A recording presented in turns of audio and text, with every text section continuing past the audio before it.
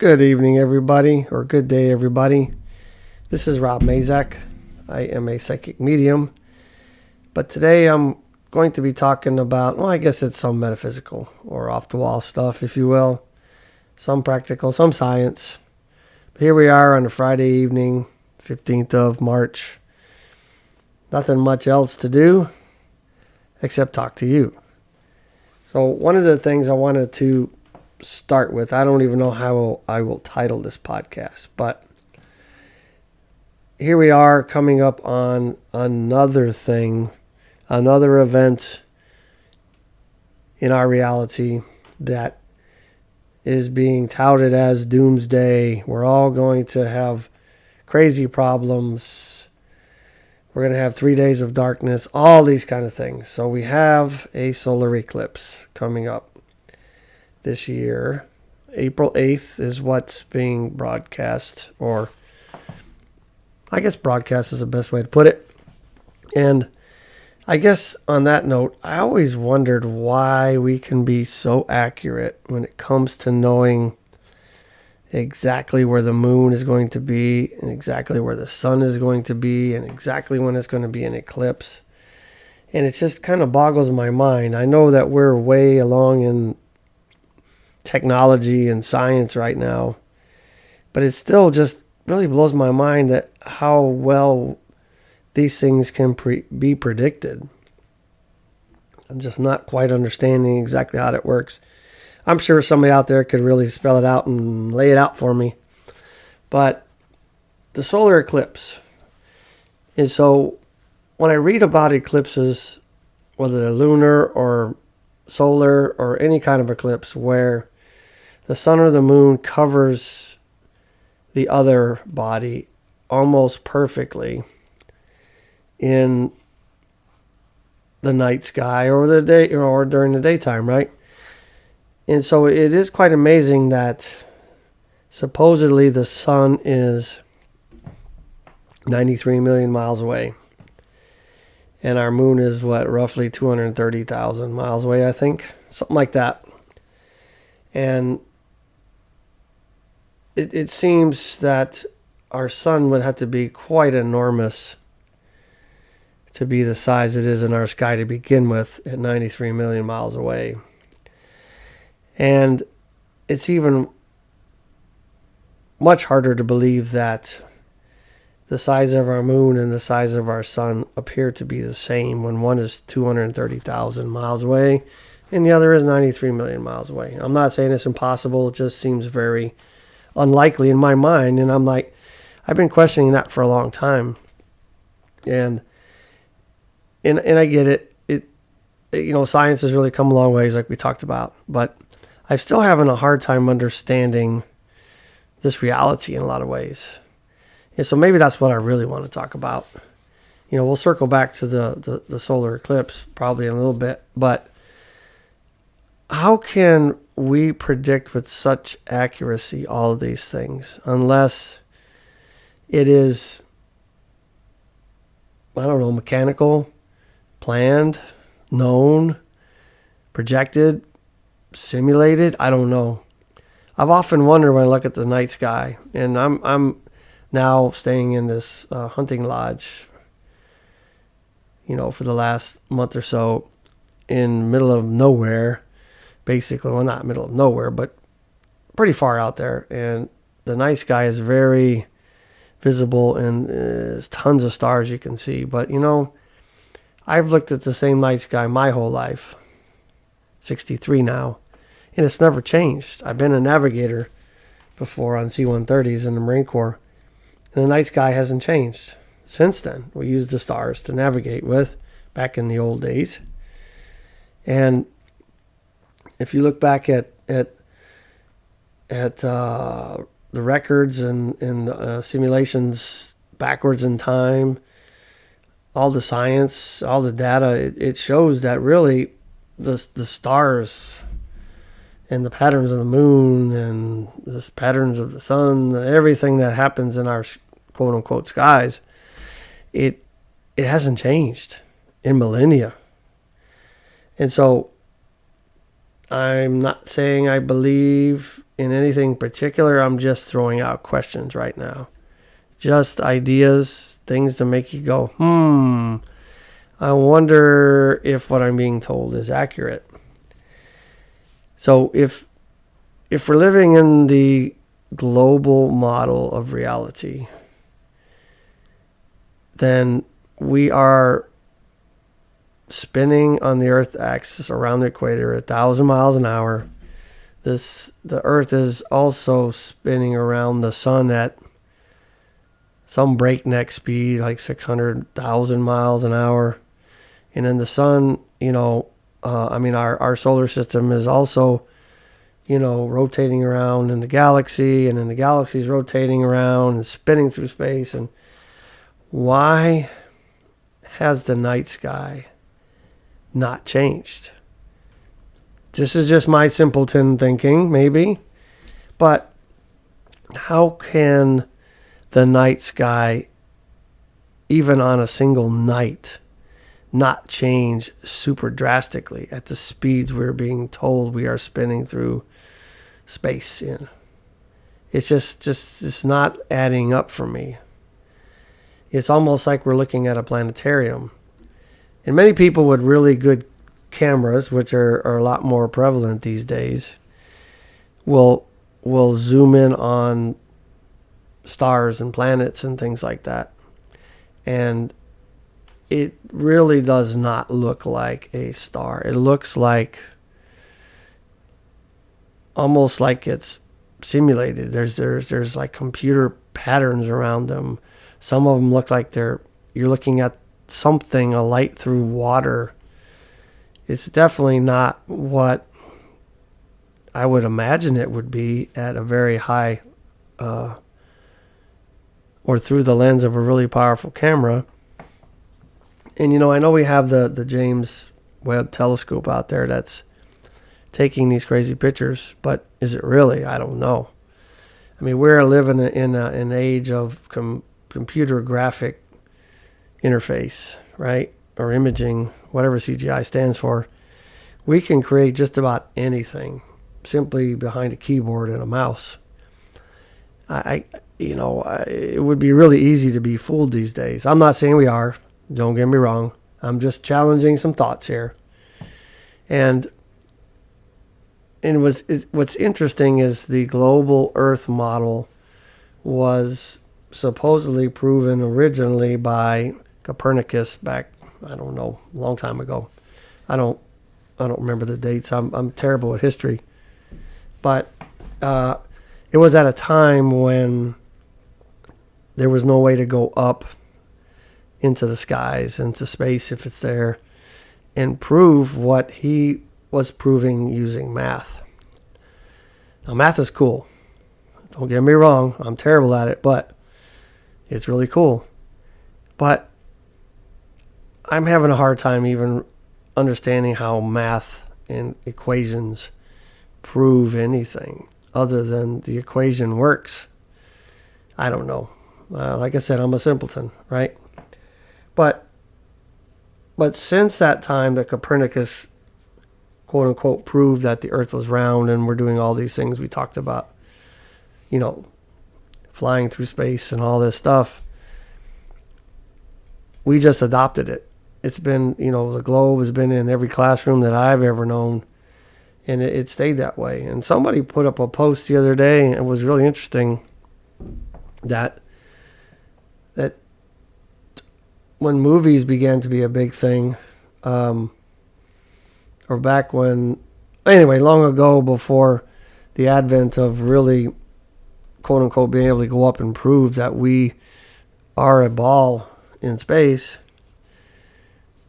movies were coming out with pictures and graphics of the globe. And I'm like, how do you know what the Earth looks like from above if you haven't been there?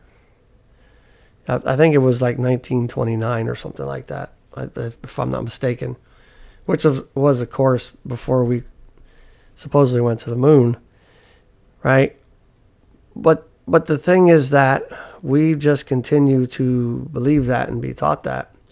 Not saying it's not true. I'm going to say that again. We might very well be. But it's just a lot of questions. Just a lot of questions that just simply don't seem to have solid answers. And there's supposedly a lot of proof out there. Well, we got pictures from the ISS, International Space Station, right? And we have, I don't know why we have all the telescopes pointing out. Hubble telescope, James Webb telescope pointing out into space, but they don't turn it around and get really good shots of the Earth. The Earth pictures that we see are all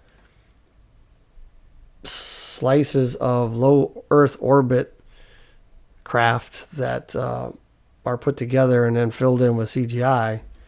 You could even find that. You can find that all over the place if you really look for it on the internet. So, one of my friends challenged me with that question before, and he says, well, maybe the reason they don't point it at the Earth is because there's some things that they don't want us to see. Well, that could be. I'm not saying it's not, right? And so, just a lot of questions. And for a long time, I was a big believer in that. And then I kept seeing all this flat Earth stuff. I'm like, what the hell is this? This is stupid, right? But for some reason, I started researching it, and I went down the rabbit hole. And the funny thing is, there is some decent evidence that suggests that we might be living on a stationary plane, surface, something that's not moving, if you will, without any curvature. It's just, it really blew my mind, all the stuff that was being presented as data. Some stuff you could run experiments on and really you could, quote unquote, prove that the Earth is at least much more flat than it would be the way we're told it is. And perhaps maybe we're living on a globe that's just so huge that it really does appear really flat. Simple experiments like, if you see a boat going over the horizon on an ocean, right? With the curvature of the Earth, it should drop at a certain, each mile it should drop a certain amount of feet below the surface of the horizon, and you won't be able to see some of it, and then eventually none of it as it goes over the curve. I forget the exact number. But anyway, and then people now with, once again, really good cameras can then zoom in on these boats that supposedly disappear over the horizon, and boom, there it is. I'm sure there's some science behind that. I don't know. But Mr. Simpleton Mind here goes, there might be something to that, right? Even people that make railroads and bridges and roads, they'll tell you they don't take into account the curvature of the Earth when they do those things. So what is that all about? I don't know. Maybe it just doesn't make any sense to do it. I'm not an engineer, but wow, it hard to fathom that. And then, of course, there's the idea that we are an enclosed system as well, and with a dome over it, which is written in scriptures all over the place, or at least insinuated that it is that way. But if I were going to create a place for humans to live and watch the experiment happen, I wouldn't want them to be able to escape and go do something else, or like an ant farm or an aquarium or something, right? It would make sense that you would put most of the landmass in the middle of your flat plane, if you will, surrounded by water that's not habitable to live off of, salt water, and it's surrounded by an ice ring so that they really can't go anywhere except the land that you've designed for them to live on. Now, there's just something to that. I guess it makes sense. If you ever watched The Truman Show, it's very much like that. Maybe not the ice ring, but it's a dome. It's a life that's televised from birth to, I think he was probably in his 30s by the time he discovered it was not a real place. But if you haven't watched it, it's really cool. You got to check it out. And so there's that idea. And let's see, what other ideas are there? Well, of course, there is the simulated reality or holographic reality. And oh my gosh, the amount of science behind all the fractals and the holograms and the dimensions and all these different things out there will blow your mind. And it really makes you also possibly believe that we are in somebody's simulation, somebody's computer program that's just running. And a lot of people have challenged me when they bring this up that, well, are you saying that our life is completely planned out in every step? We don't have any choice what happens. What we say next is already planned. It's scripted. But I think Elon Musk helped me understand the answer to that better than anybody. He says, no, simulations are not programmed. They're only given a certain set of data, and then the program runs to see how it evolves, to see if your original data set is going to give you the outcome you're looking for. Like, for example, in his case, if they're going to put a $1 billion rocket into the sky for whatever reason, it's a lot cheaper to run computer programs with all the data to see if that rocket is going to succeed. And they keep running the simulation to see where it goes. And then eventually when it becomes very successful with the simulations, they're a little more apt and they're a little more apt to put that rocket into the sky because now they've worked out the bugs through simulations without having to spend the money and have the rocket crash. And sometimes it still does, but I thought that was an amazing answer. And so if we are living in a simulation, much of what's going on makes a lot of sense because let's go back to math. There's some really high level theorists. I forget what the actual title is, but anyway, they have found, I'm not sure how they came up with this, or hard for me to imagine or visualize this, but somewhere in the fabric of space, they have found error correcting codes. And error correcting codes, okay, so there's math somewhere in equations that are hiding in the fabric of space. How they find that or how they come to that conclusion, I don't know. However, error correcting codes are the same part of the programming that your computer has. So it resets whatever program you're using back to its normal state, back to balance. And so why is there corrector or are correcting codes in the fabric of space? Very interesting, huh? It makes you think. It really does, right? And so I don't know. It's interesting because I think what happens is that it really comes down to what your belief system is. Because what I've discovered through what I do as a psychic and a medium and a hypnotist hypnosis practitioner and energy worker and all these things I do, working with clients, my own experiences, meditative journeys, you name it, right? Is that our reality is really driven and created through our perceptions. So let me give you an example, right? And so what is most probable on our mind, or what's most consistently on our mind, will come into our reality. For example, if I am going to, or if I become interested in, say, red Corvette, I want a red Corvette. I want a standard version of a red Corvette.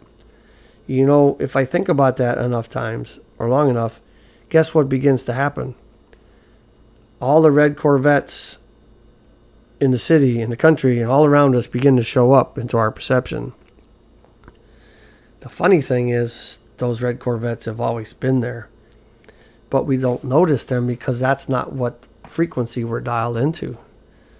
And so what my real belief is, has begun to form, is that we create our own reality, our own beliefs, based on our perceptions. Our perceptions are based on many things. The way we were raised, what our parents were like, our culture was like, what our religious teachings were, things of good and bad that have happened to us in life, or bad relationships, good relationships, on and on and on and on. And eventually we form what we believe is our truth. A truth which really is nobody else's truth but yours. But the thing is, if your beliefs eventually turn into beliefs because of your perceptions, the way you perceive things throughout your life, they will then form what comes into your life. So when you look at manifestation techniques and all these things, the reason that repeating affirmations a lot, or repeating things quite often and getting them into your conscious mind, is that it will begin to create a different perception so that you can bring other things into your life, things that you don't already have in there, right? And so if you grew up being taught that this is a globe, you were spinning through space at millions of miles an hour and all these things, then that's what will be presented to you. So the funny thing is, when I believed it was wholeheartedly that was a globe Earth, every bit of evidence I saw supported that this was a globe Earth. When I began researching the flat Earth, everything that I began to see in my perception as it changed supported everything that was in line with the flat Earth. And then when I started looking at the dome and an enclosed system, and same thing, my perception drove what was brought into my reality, and I was seeing all this evidence. And then the simulation theory started coming in. And once again, everything that supported this new data that I was looking at was coming into my reality and presenting itself. So what really is this reality? I truly believe it is what you perceive it to be. Because whatever I believe in, at this point, to be honest, I have no solid or 100% belief in any of these realities I'm talking about. To me, there's evidence that supports all of them. And I really just have to choose what I believe. And at this point, I don't think I can completely 100% say I believe in any single one of those. I think there's pieces and parts of all of it, depending on where my perception lies, right? But if you believe in something, it doesn't matter what evidence I give you. I am not going to change your belief. Even if I were to take you up in a spaceship and show you what this reality is from above or whatever, or from space, if there is space, you would still defend it to no end, right? Because it just doesn't make sense to your mind, which is okay. I'm not saying it's good or bad. I'm really not. But let's kind of go off into the metaphysical for a second, right? The other night I dream a lot. I don't always remember them, but I remember having very long dreams, right? I might wake up and, after an hour of going to sleep because I'm an old man, got to go pee, right? And it felt like I was watching or living a life, almost a whole life in that hour. And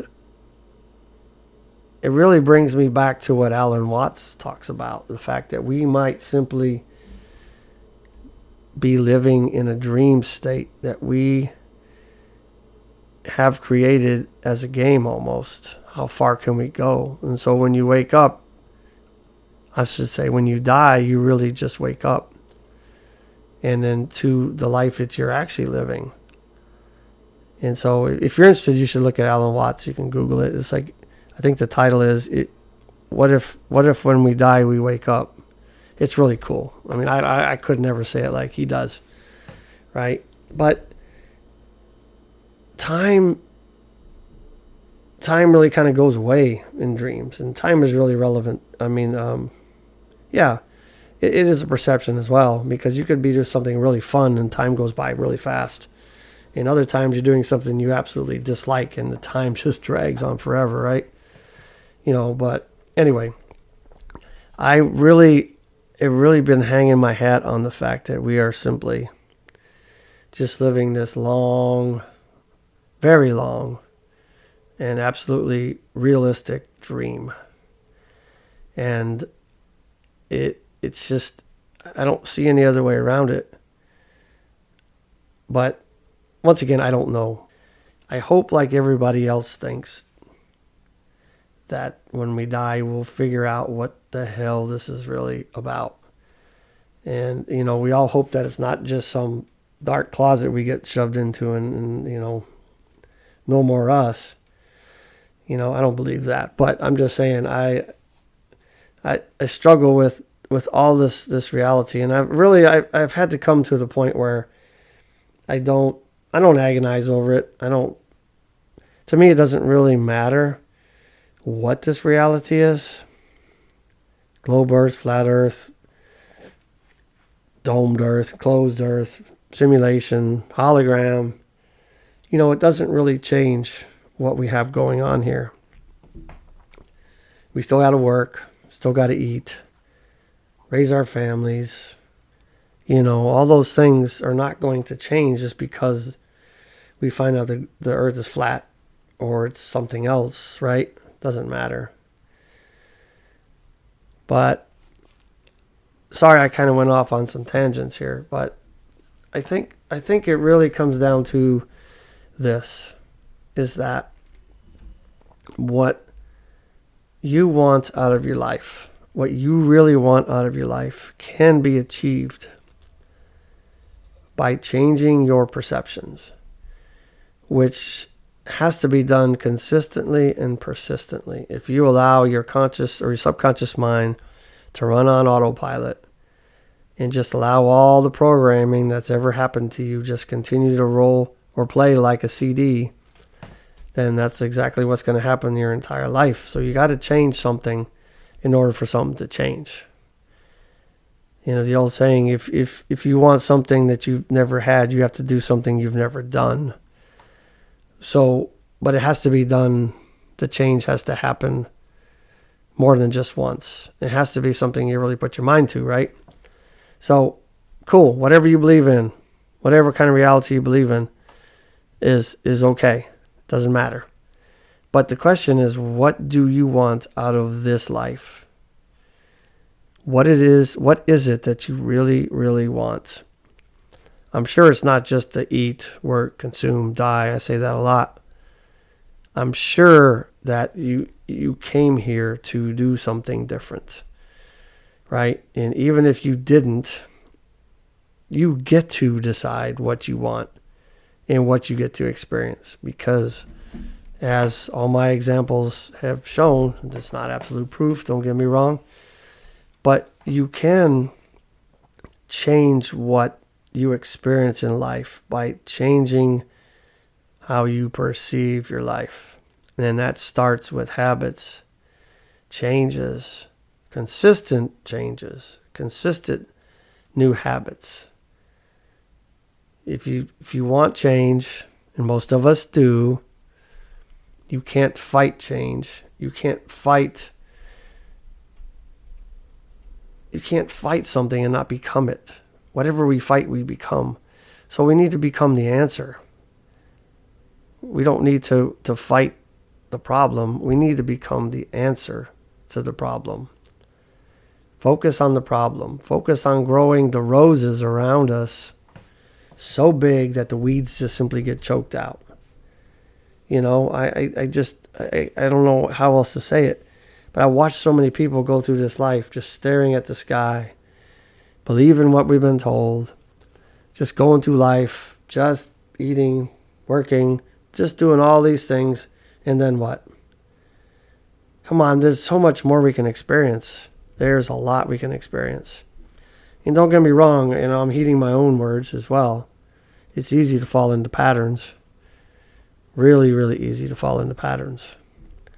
But we don't have to. So do an experiment. Try some things out. See if you can change your perception by simple things, right? Decide one day that you're just going to, want a red Corvette or a yellow Camaro. Start researching it. Start looking at prices, looking how much it costs. I'm not saying go out and buy it, but just watch how they show up in your day, right? I mean, you've all had that experience, right? Where you've purchased a vehicle, then all of a sudden you see the same vehicle everywhere.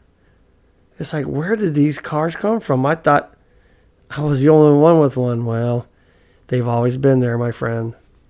You just are dialed into a new frequency. So let's all, on purpose, decide to change our frequency.